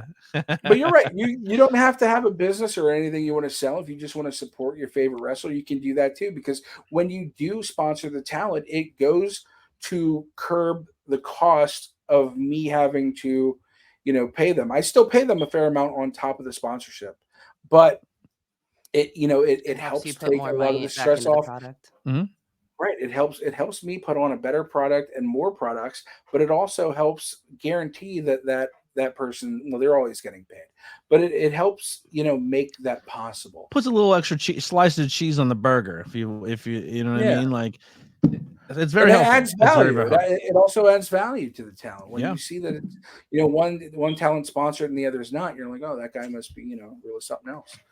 Yeah. And it raised the bar a little bit. Podcaster guy doing? When the podcaster guy comes in cleaning up, everyone's like, oh, I got to step it up a little bit. Let me hit up my local pizza shop. I buy pizza all the time. Maybe they'll sponsor me. And it adds a couple extra bucks to your wallet and your gas tank when you're driving home. And why not shut out businesses you're into? Ask them. I mean, really, realistically, the sponsorship idea that's been coming out of the 570 in our area, even though this show is in Jersey, has really stepped up. Everyone's really going out and trying to reach out and get local businesses to look at the independent wrestling scene, sponsor it, and it only grows. Maybe the pizza shop says, hey guys, not only are we going to sponsor, but the day of the show, we'll make sure you guys get like a couple pies there. Anything's possible. I mean, those small little gestures help. I'll throw a shout out. I think as a promoter, it's important for me to say that when I'm booking talent and a talent finds the sponsor for me, such as yourself and such as at Solar Slam, Tony Chinney brought in 2 sponsors. Love Tony. And I still got 2 free blooming onions because of that shit. 1, the other one's mine. 2. But the importance of that is that also mine. It shows me that you have value and respect for what we're doing, and that you're taking some of the load off of me, and it makes you more marketable for me to book you in the future. Like you become somebody who takes a priority because it adds value to what I'm doing. Yeah. Anything else you want to plug or get out there? Just right now, October 19th, Howell, New Jersey, WHW. It is 18 plus. It's going to get wild. It's going to get bloody, and it's going to be a hell of a party. Get your party passes now. And if you want to sponsor, hit me up. All right. There it is. Go ahead. It's my birthday. And it's also his birthday. There it is. That's what another reason to come out and give Alex a nice, beautiful birthday gift. Give the guy a little love. That's right. So, show news. We'll be back again on Tuesday for Tornado Tag. Myself, BP, and Lily for our part 2 of our great debate. If you checked out the last episode, we just did the history of Bret the Hitman Hart, and we have some new merchandise that dropped, so you can get your brand new political Hitman Burke 2024 Tornado Tag shirts. Or if you don't like us are wanting our name on your shirt, we also made a little version for you. You can go Hitman Foundation 2024, all made by Witchcraft by Lilly. And then this Tuesday, we're going to be doing the history of the Heartbreak Kid, Mr. WrestleMania, the Showstopper, Shawn Michaels, and some merchandise has been dropped for that. So you can get your Showstopper ABJ shirt. You can get your Showstopper Click shirt, and then a little bit of, this is not a full finished logo, but still being worked on. Work on that. Lily wants to be on the mix too and wants her own shirt, but she's gonna do I'm part of the tag team champs. Okay. Yeah, she's gonna get her own style shirt for her favorite wrestler. One of these logos may get cease and desist, but we'll give it a shot. Sure yet. But this one here, freshly squeezed Lily 2024, and also the whatever 2024. I love it. I love it so much.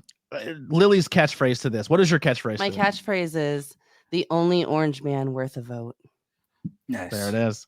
Also, if you cannot make it to New Jersey, it's maybe the transportation or whatever it may be. Who knows? Maybe death match isn't your thing. Whatever it may be, if you can't make it out there. Also, the same day, and I just wanted to show a little love. We, as a wrestling community, we pride ourselves on putting over other people as well. It's not just about us; it's about the art form of professional wrestling. So, huge shout out to New Era Pro Wrestling, October 19th in the Falcon's Nest in Mayfield, Pennsylvania. You get to see Bateman's Revenge. It can be a great card. A lot of Smash talent will be there, as well as some high tension people still on that show because we're kind of doing double duty. Unfortunately, it'd be the first New Era show I've missed since the inception of the company, but it's for a good cause. It's for a birthday show. It's for, I'm needed at high tension. Like at the end of the day, no disrespect to any other company, but even though I haven't been a full-fledged member of the high tension team, whether it be on camera or commentary, it is a flag that I fly very, very high. We got to bring back wellness very soon. Like this is something I've been very passionate about for a long time, since the days of Camp Leapfrog. So unfortunately going to be the first show I miss for New Era, hopefully the last. And so make sure you go out and support New Era Pro Wrestling as well. Lily, anything you want to get over or plug? I was going to ask you if you brought a thing, but you probably didn't. What I was going to say is if you want to learn more about Dr. Ethan Wild, on Monday the 14th, yes, there will be a full podcast that ABJ did with Dr. Ethan. Yeah, or you could watch it right now. So if you go to the channel right now, there's a join button. You could do $1, which helps me out a lot. If 100 people do $1 donation, I make 100 bones on YouTube. Or you could do the $5 donation, and I have enough back catalog content for the last 2 months. I took 2 months off from content. I kind of took a break, reset myself, got some new equipment, got some new camera, but that entire time I put a huge backlog of work in. Tons of 5 questions, bunch of interviews, Banging Beers, Truth Behind Illusion is out right now. Blazing Buds is coming soon. More tornado tags coming, not just the history stuff. We're doing the whole Camp Leapfrog series. But if there's an independent show you want us to watch, or Lily's brand new to wrestling, we're gonna go back and watch old WWE pay-per-views, or Raws, or ROH shows, or maybe go back and watch some Chikara stuff. Like we're gonna recap on some other wrestling shows, and that's gonna be kind of me and Lily's bit, which is gonna be happening soon. But so much content's coming. But if you join for that $5 tier, there's enough content to take you till February of next year. So I put a lot of work in, a lot of previous content, so it's well worth your $5, and it's just going to keep adding and adding to it. We'll be bringing back some watch alongs. We're going to watch some Monday Night Raws again soon, some SmackDown, some Dynamites, and we have to watch NXT because Lily, you went and did a little bit of a cleaning job today, and I went ham on our friend's house. Yeah, and she's like she already gave me a predetermined price, and I was like, okay, I'm gonna give her money's worth. And no sooner did that money hit my bank account, and I was like, hey friend, I need $7, whatever it was. For what? Because I want to buy us tickets for Halloween Havoc. We're going to Halloween Havoc in Hershey, Pennsylvania on October 27th. So if you're going to Hershey on the 27th to see Halloween Havoc, I've never been to a Halloween Havoc, so we got to watch NXT so we know what we're walking into. My neighbor is going to be there too. That's pretty cool. I'm super pumped. I always thought Halloween Havoc, like I played the video game, that was the arena I always picked for the. I have not watched a Halloween Havoc. I've never been to a WWE event, so this will be. It's her first WWE event as well. She's been to Rampage, Collision, Dynamite already, and ROH. And ROH. She hasn't been to a AEW pay-per-view yet. We'll probably change that for y'all in We're gonna probably go down to Texas for y'all in. Thank you for changing. I'm definitely making a spoof logo of that. That was a missed opportunity. How did they say we're gonna do All In Texas and not rebrand that as Y'all In? You know what we should do for Halloween Havoc? What? We should watch a Halloween Havoc thing, and then you like to dress up and do fun things on the way to the show or at shows. We should buy you an Eddie. Can I wear your mask? No. You're gonna wear an Eddie Guerrero t-shirt and Eddie Guerrero it up, and I'm gonna wear the Rey Mysterio mask. I'll do a mullet. Don't play with me. I'll do it. So yeah, well maybe we'll show up at Halloween Havoc as Eddie and awesome. Rey Mysterio. Gives me a reason to drink beer in a mask. I can't wait. But yeah, that's pretty much all we got going right now for Tornado Tag. Huge thank you to the Kilowatt for hanging out with us, and we'll be doing more of these, whether it even just be the movie reviews or stuff like that. Also, I don't think they're watching, but Sunny DeFars, if you are watching, this just came to my house the other day because we're on a gridlock. We've been doing the Terminator franchise, and I have every Terminator on this Voodoo account that someone let me borrow except part 3. So we got all the way to part 3, and then I didn't have it, and I didn't have the money to buy it. Rise of the Machines. But now I got it. So Terminator's back on. So me and Listen, Sonny will be continuing that. Let me just take a second to put over the scene in the cemetery. Love it. All right. Okay. I'm excited. Okay. Also, we'll be doing probably starting this week. I'm not sure exactly what day we're going to record it, but Kit Raff will be coming on the podcast. So we're going to be doing the entire Halloween franchise. So if there's a movie franchise or a movie that you want to lock in, Kilowatt, DM me and we'll get you. You already know that I want to do Sleepaway Camp. Oh, that's right. Are we doing the whole series? All 3 of them. Yeah. All right. Cool. There it is. You can find the one from like 2008. Great, but it's like unfindable. Okay, we'll try our best. Well, hey, they said that about Terminator 3, and it got found. Yeah, we found it. So thank you, everyone who's been hanging out, watching. Make sure you go subscribe to the High Tension Wrestling Network or the ABJ Anthony Blackwell Jr. channel. Check the links below to grab some merchandise. Support the channel. Witchcraft by Lilly as well. Everything is in my link tree below. Go support. Follow on social media. Let's hang out. Let's have some fun. And that's going to do it for the Tornado Tag Podcast. ABJ, Lilly, and the Kilowatt. We'll see you guys next time. We're out of here.